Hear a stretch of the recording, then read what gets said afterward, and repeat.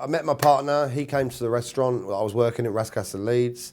He met my wife out the front, asked who was cooking, and it sort of went from there. I was cooking that evening, Simon was on holiday. We arranged a meeting. I came to London, met him, really hectic overnight. I came down on the train, came back, my dad picked me up. It was the bizarrest experience of my life. He said to me, I've got a small restaurant in Cambridge. I Googled it, had a look at it, sort of fell in love with it, and then it all stemmed from there, really. Come across it, he was renting the restaurant, and with a view to buy, and he wanted to see if it was going to be a success or not. So basically what happened is I came down and I was given 6 months to see if I could turn it into a financial business or an absolute nightmare. It was a meeting and he could see how passionate I was, he could see how much I really cared. I don't think he realised how raw I was going to be, i.e. business-wise. Food was everything to me at that point. I'd worked 6 days a week for all of my life and then got the opportunity to run a business. And to be fair, I didn't have a clue. We'd have meetings, every monthly meetings about the P&L, and I'd sit there, I'd do the 2-hour meeting about the P&L, and at the end of it I'd say, right, can I buy a package yet?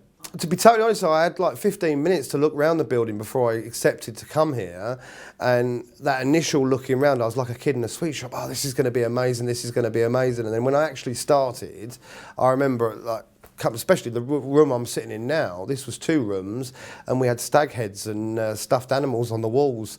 And I remember thinking to myself, can I throw these away? Will he get upset with me? And every day I'd phone him, and it got to a point where actually I just thought, no, I'm scrapping everything and I'm starting again. And this is the funny thing, is because there was no finance, everything was quite manly, because I designed everything myself and I'd sit down with people and the attention to detail.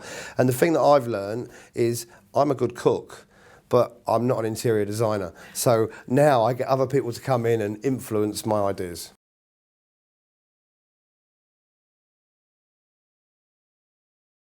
I think the year of the recession is the year when he sat me down and he said to me, Daniel, we need to make sure we don't lose money this year. And when I say we've lost money, I wouldn't say we've lost money. What we've done is we've invested money. You know, when you put £400,000 into your kitchen, that £400,000 has got to come from somewhere. So basically you put that down as depreciation, you pay it off. So basically your depreciation is going higher and your take is not getting any higher. So the end of the day is now when we make a decision if that's going to bring in more money to the business or not. And that's what's changed in my perspective.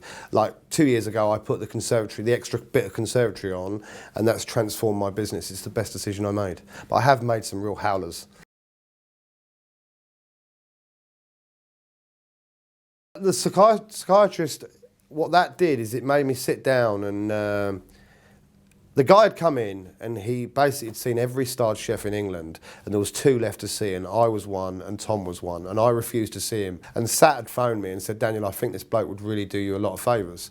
And I said to him, why? He said, just see him for half an hour and have a conversation with him. So the guy came in, we sat upstairs. I was so busy downstairs that I was seeing him just to please Sat more than anyone. And then when I sat down with the guy and he started asking me questions about my childhood and the restaurant and the problems, and he broke it down to a point where he really put a lot of clarification in my job and my lifestyle and where I'd come from and where I was, that we spent 2 hours just on litter. And I remember the guy called all the staff upstairs and asked them the question in front of me about the litter.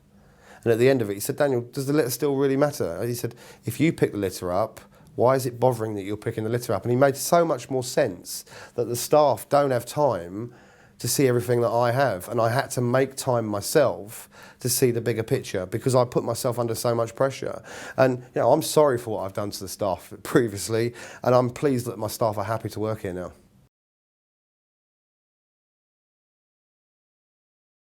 Great British Menu, I think when you see yourself on the television for the first time, I remember I sat in, it was on at 6:30 at that point, so it was just before service, and we put a TV up and the staff all sat down and watched it together, and I remember sitting there thinking to myself, I don't even know if I could work for that guy. And it made me think, wow, I really do need to look at the bigger picture here, because the end of the day is I'm nobody without the team. And that's the key to my success now, is I've realised without the team, Midsummer won't be anything. It can't be one person's vision. I need to be the driver of the ship, but I need to start to respect and appreciate the staff that are working for me.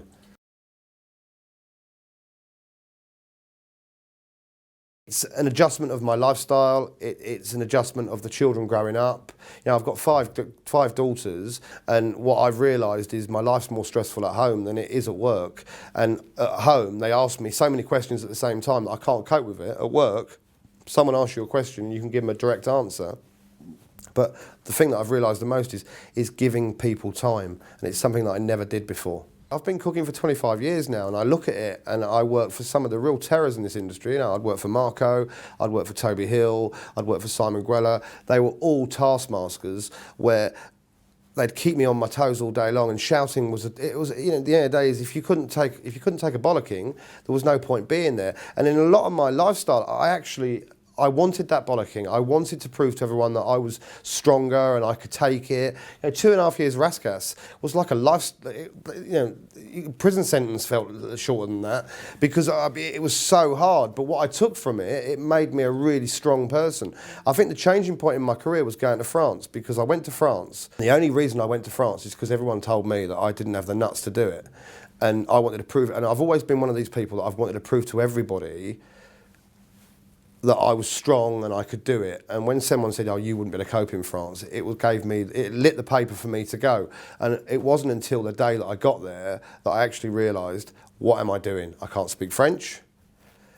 They don't speak English. This is going to. My comedy was Japanese, and it was like, this is the worst shock of my life. But what it made me do is concentrate on the food, because I couldn't concentrate on anything else. I couldn't communicate. I'd sit in the canteen having lunch, and they were all talking away, and the only thing I could do was write a mise en place list. And it made me think, wow, I've got time now to concentrate on my cooking. I'll be honest with you, I'd be gutted if I lost them. There's no doubt about it. But I think, you know, every year, we've had it for 10 years now, and every year I look at it and I say to myself, is what we're doing better than last year? And if it is, I'm happy. There's been a couple of times in the year where I've said to myself, oh, you know, I'm not sure. And that's the point when you have to sit down and have dinner yourself and enjoy the experience yourself at your own restaurant, to be able to turn around and say, no, actually, I think it's brilliant. 3 stars is the ultimate goal for every chef. I don't even know why I want them. That's the truth. I want, you know, it's something I want, but I don't know why I want it. I want it probably because it's the ultimate chef ambition. I'd love for my kids to wake up and say, you know, Dad's a 3-star chef. But do I want the pressure of it? Can I handle the pressure of it? You know, 3 stars changes everything, doesn't it? It means, you know, you walk down the street and you get recognised. And to be totally honest, I hate that. I hate walking into Tesco's and having people look into my shopping basket. I look and they say, oh, he shops at Tesco's. Yeah, of course I do, because the end of the day is I'm human.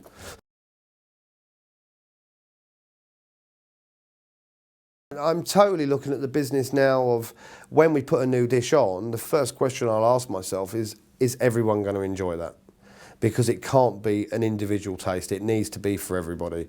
And I do get every element in. The big point, my painter has painted my walls for 15 years. The guy knows nothing about food, but every time he comes in, I'll give him the new dish. Because I love the guy. He does all my woodwork. He does everything. I'll say to him, Graham, what do you think? And he'll give me an honest opinion. If he doesn't like it, he'll tell me straight. And at the end of the day, is I can't put a dish on the menu if he doesn't like it, because at the end of the day, I might like it, but that's a chef's point of view. My restaurant manager might like it because he likes the way it's being served. But at the end of the day, is if 100 people a day don't like it, the restaurant's not going to get any busier.